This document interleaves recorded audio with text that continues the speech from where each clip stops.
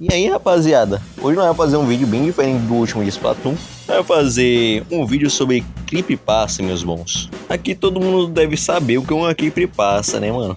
Tenho certeza aqui que alguém ficou cagado de medo do Jeff the Killer, Enderman, o The Rake, o Sonic X. Vixe, só de lembrar, no último aí, ele me deu medo assim. Fiquei uma semana aí cagado de medo desse bicho, principalmente lá quando era criança, né? Mas enfim, pra quem não está por dentro desse tipo de conteúdo, as creepypastas são histórias de terror que tendem a trazer medo e desconforto nas pessoas. Elas são espalhadas como lendas, o que torna comum as modificações na história, o que deixa difícil para achar a versão original delas. As creepypastas eram postadas em redes sociais, principalmente no 4chan, ô lugar miserável, Ave Maria. A partir do primeiro post de creepypasta, com o tempo foi se popularizando na internet, lá por volta de 2007. Qualquer um podendo contar a sua própria história de terror, sabe? Ou será que não é uma invenção? A lenda conta que uma pessoa do 4chan estava pedindo ajuda com uma imagem que ela não conseguia achar registro. E junto dessa postagem estava a foto de um flop disk, onde possivelmente estaria a tal imagem. Ele foi ignorado, até que algumas pessoas se interessaram pela sua história e foram atrás para saber mais. Nisso, ele conta a história completa.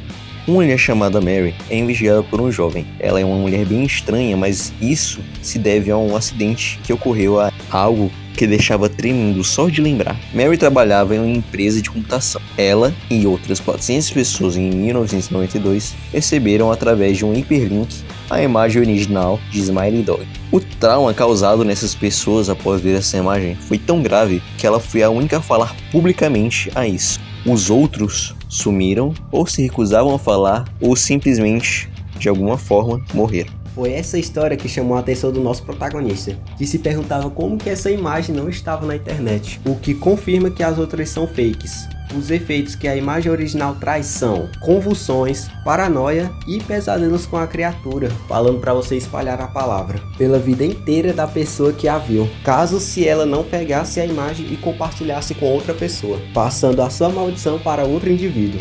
Mary diz através de um e-mail que sofre com a maldição por 15 anos, mantendo a imagem original no flop disk. Isso pelo fato de não querer amaldiçoar outra pessoa ou simplesmente por medo da criatura. Se caso ela compartilhasse e as duas pessoas ficassem com o mesmo problema, seria ainda pior. Mesmo suportando isso por muito tempo, ela não resistiu e infelizmente tirou a própria vida.